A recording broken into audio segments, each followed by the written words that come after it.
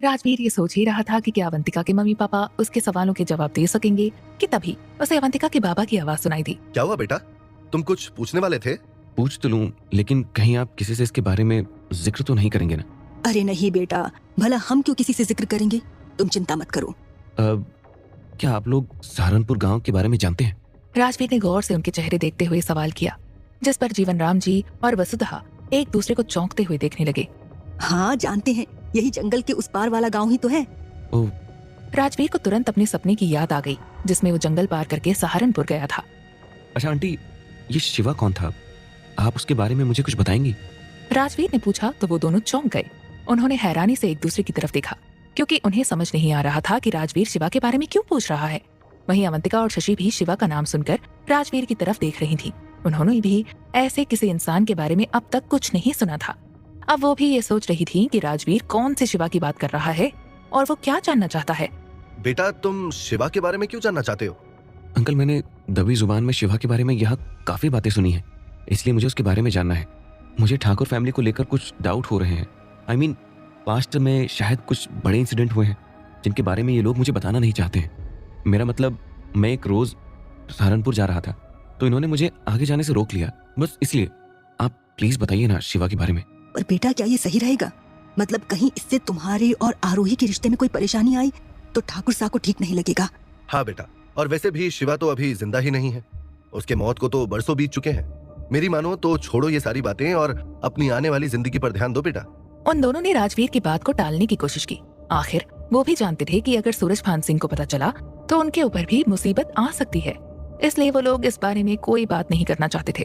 आप लोग टेंशन मत लीजिए, आप जो कुछ भी बताओगे मैं उसके बारे में किसी से कोई जिक्र नहीं करूंगा। और यही नहीं, मैं प्रॉमिस करता हूँ कि इससे मेरे और आरोही के रिश्ते में भी कोई प्रॉब्लम नहीं आएगी। वैसे भी वो पास्ट है और आरोही तो तब होगी भी नहीं, तो मैं उससे रिश्ता क्यों तोड़ूंगा?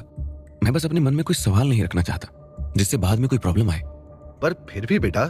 माँ बाबा, मुझे लगता है कि अगर आप लोगों को कुछ मालूम है तो आपको राजवीर जी को बता देना चाहिए। उनका कहना बिल्कुल सही है। अगर कोई रिश्ता धोखे से शुरू होगा या मन में कई सवाल रहेंगे तो उससे आने वाली जिंदगी खराब ही होगी। वैसे भी इन्हें हक है सच जानने का। अवंतिका ने भी राजवीर को सपोर्ट किया।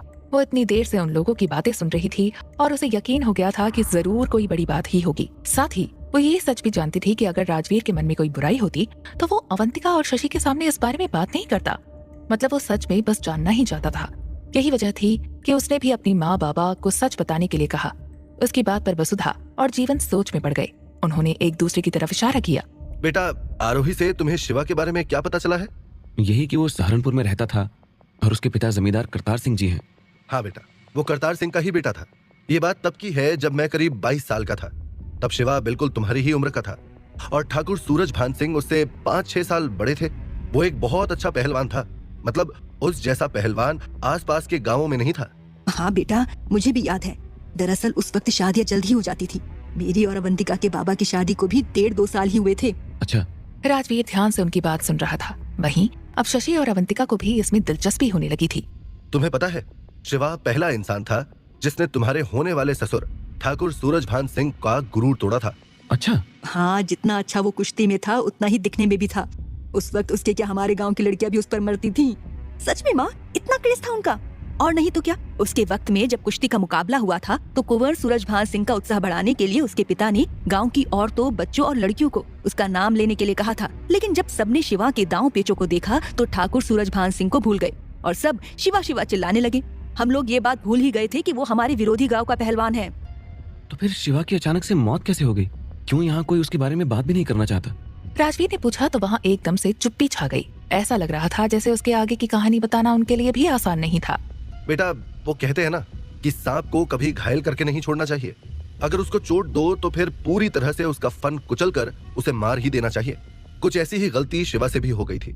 लेकिन अब भी मेरी सलाह ये है कि बात यहीं छोड़ दो, वरना शायद तुम्हें भी अच्छा नहीं लगेगा। नहीं अंकल, मुझे बुरा नहीं लगेगा, आप प्लीज बताइए। बेटा, तुम्हारा होने वाला ससुर यानी ठाकुर सूरजभान सिंह भी किसी सांप से कम नहीं है। मतलब ये कि जब शिवा ने कुश्ती में कुंवर सूरजभान सिंह को हराया तो वो बौखला गया। वो सामने से तो शिवा को मात नहीं दे सकता था, इसलिए फिर शिवा को खत्म करने के लिए उसने एक ऐसी साजिश रची जिसने दोनों गांवों को हिला कर रख दिया। कैसी साजिश माँ? आखिर सालों पहले यहाँ हुआ क्या था? अवंतिका ने परेशान होकर पूछा। वहाँ सभी के चेहरे बिल्कुल शांत थे। जहाँ राजवीर, शशि और अवंतिका आगे की कहानी जानना चाहते थे, वहीं जीवन और वसुधा के लिए वो सब याद करना भी इतना आसान नहीं था। बताइए ना आंटी, आखिर सूरजभान सिंह ने शिवा के साथ ऐसा क्या किया था जो अब भी आप लोगों को सहारनपुर जाने की परमिशन नहीं दी जाती? राजवीर ने अपना सवाल दोहराया ही था कि तभी भड़ाक की आवाज के साथ जोर से दरवाजा खुला। राजवीर ने नजर उठाकर देखा तो दरवाजे पर मौजूद शख्स को देखकर वो चौंक गया। राजवीर अपने सामने आरोही को देखकर चौंक गया। राजवीर को लगा ही नहीं था कि वो उसके पीछे आ जाएगी। राजवीर, तुम अब तक यही हो? कितना टाइम हो गया है? हाँ, वो बात करने लगे थे तो। अच्छा, पर अभी तो हो गई ना बात। चलो अब। आरोही तुम चलो, मैं बस अभी आता हूँ। नहीं, तुम मेरे साथ ही चलोगे। तुम्हें पता है ना, मैंने आज तुम्हारे लिए कुछ स्पेशल किया है। प्लीज चलो ना। उसने लगभग राजवीर को पकड़कर खींचा। राजवीर ने एक नजर उन लोगों की तरफ देखा और फिर मन महसूस कर आरोही के साथ चला गया। उसे बुरा लग रहा था कि वो एक बार फिर से शिवा के बारे में पूरी बात नहीं जान पाया था। ये आरोही इतनी चिपक क्यों रही थी? वो थोड़ी देर रुकना चाहता था, फिर भी ऐसे खींच कर ले गई उसे। आरोही का ऐसा बिहेवियर शशि को भी अच्छा नहीं लग रहा था। कुछ भी, तूने खुद कहा कि वो कितना अच्छा है। ऑब्वियसली वो पोसेसिव होगी। अगर तुझे ऐसा बंदा मिल जाए तो तू तो पूरा दिन उसके पास ही बैठी रहेगी, घर के बाहर भी नहीं निकलने देगी उसको। अवंतिका ने उसे झड़क दिया तो शशि भी मुंह बनाती हुई वहाँ से चली गई। उस दिन के बाद करीब 5 दिन बीत चुके थे। अघोरी की साधना बस पूरी ही होने वाली थी। काल भैरव मंदिर में मूर्ति के सामने बैठा वो साधना कर रहा था। उसके सामने एक हवन कुंड था जिसमें पिछले 5 दिनों से वो लगातार आहुति दे रहा था। उसके कुछ शिष्य वहीं थे जो लगातार उसके लिए यज्ञ का सामान अवेलेबल करा रहे थे। अघोरी ने मंत्र बोलते हुए अंतिम आहुति दी। हे भैरव, मुझे वो शक्तियां प्रदान कीजिए जिनके लिए मैं आपसे कब से प्रार्थना कर रहा हूँ। मुझे वो शक्तियां प्रदान कीजिए भैरव, उसने तेज आवाज में कहा, जिसके बाद अग्निकुंड से एक चमकता हुआ सा गोला बाहर निकला और अघोरी के भीतर समा गया। भैरव, ये पर्याप्त नहीं है। मैंने इससे भी अधिक के लिए साधना की है जो कि पूर्ण हो चुकी है। अब आपको मुझे वो शक्तियां देनी ही होंगी भैरव। अगले ही पल फिर से एक चमकता हुआ सा गोला अग्नि से निकला और उसके त्रिशूल में जाकर समा गया, जिसके बाद अघोरी ने हंसते हुए आंखें खोली। अघोरी ने जैसे ही आंखें खोली तो उसकी आंखें बिल्कुल लाल थीं। अब वो और भी ज्यादा भयानक लग रहा था। ऐसा लग रहा था जैसे उसकी शक्तियां बहुत ज्यादा बढ़ चुकी हों। उसके शिष्य उसको ऐसे देखकर दंग रह गए थे। कल्कि, अब तुम्हारा जब मुझसे सामना होगा तो मैं तुम्हें ऐसा सबक सिखाऊंगा कि तुम कभी भी मुझसे लड़ने की हिम्मत भी नहीं करोगी। तुमने 2 बार मुझे मात दी है और वो हार मुझे अब तक चुभ रही, लेकिन इस बार तुम मेरी दासी बनकर रहोगी। दासी, तुम्हें फिर मेरे साथ वो सब करना होगा जो मैं चाहूंगा। अघोरी की बातें सुन उसके शिष्य भी सहम गए। उन्हें भी अब यकीन हो गया था कि अघोरी कल्कि को किसी भी हाल में नहीं छोड़ेगा। गुरुदेव, तो क्या अब आप सीधे ही कल्कि का सामना करने वाले हैं? कल्कि का सामना तो मैं करूंगा ही, लेकिन उससे पहले मुझे अपनी शक्तियों का परीक्षण करना होगा। परीक्षण? लेकिन किस पर? मल्लेचिका पर। मल्लेचिका? लेकिन गुरुदेव, वो तो बहुत खतरनाक चुड़ैल है। उसने तो आपको पहले नुकसान भी पहुंचाया है। उसने आप पर इतना खतरनाक वार किया था कि फिर आप 5 दिन तक बेहोश रहे थे। हाँ, वही। उसको मैं पिछले 7 सालों से अपने वश में करने की कोशिश कर रहा हूँ, लेकिन अब तक वो मेरे काबू में नहीं हुई है। पर अब समय आ गया है कि वो मेरे नियंत्रण में आए। गुरुदेव, आपको सच में लग रहा है ना कि अब आप उसे वश में कर सकते हैं? कहीं इसके परिणाम और भयानक ना हो?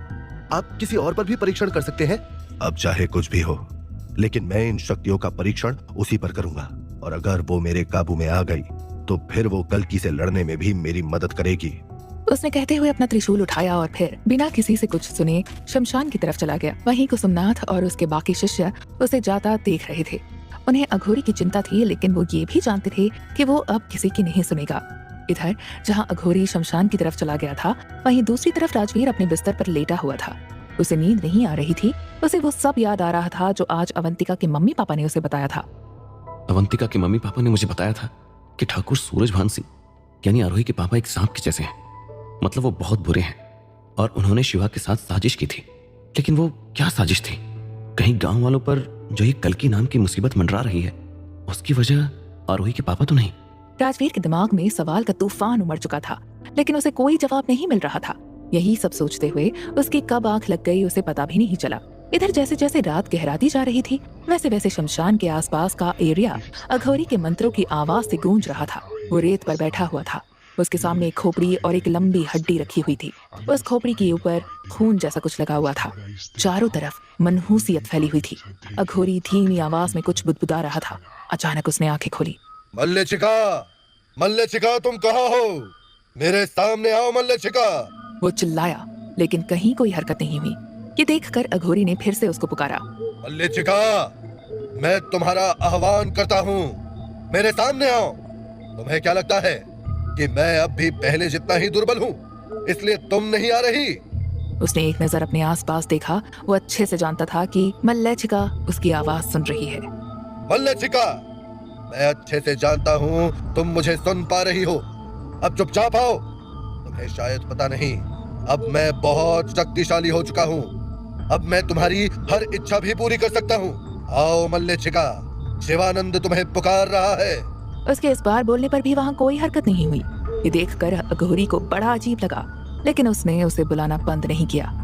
तुम्हें मुझ पर विश्वास नहीं है या फिर तुम मुझसे डर गई हो? कहीं तुम्हारी शक्तियां तो कम नहीं हो गई ना मल्लेशिका? आओ आओ मेरे पास। वो बार बार उस चुड़ैल को बुलाए जा रहा था, लेकिन वो कोई भी उत्तर नहीं दे रही थी। कहीं ऐसा तो नहीं कि तुम्हारी ही शक्तियां अब कम हो गई हैं, इसीलिए तुम मेरे इतना बुलाने पर भी नहीं आ रही? अगर तुम अब भी उतनी ही शक्तिशाली हो तो आओ, ये शिवानंद तुम्हें चुनौती देता है।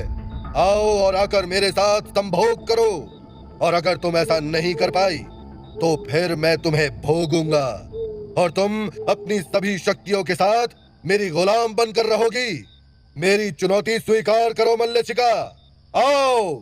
इस बार जैसे ही अघोरी ने संभोग की बात की कि अचानक आसपास के इलाके में हरकत हुई। जहां चारों तरफ मरघट सी शांति छाई हुई थी, वहां अब पायल की छम छम की आवाज सुनाई देने लगी। ये सुनकर अघोरी के चेहरे पर शैतानी मुस्कुराहट आ गई। आओ आओ मेरी प्रिय, मैं तुम्हारा ही इंतजार कर रहा था मल्लेशिका। उसने कहा ही था कि तभी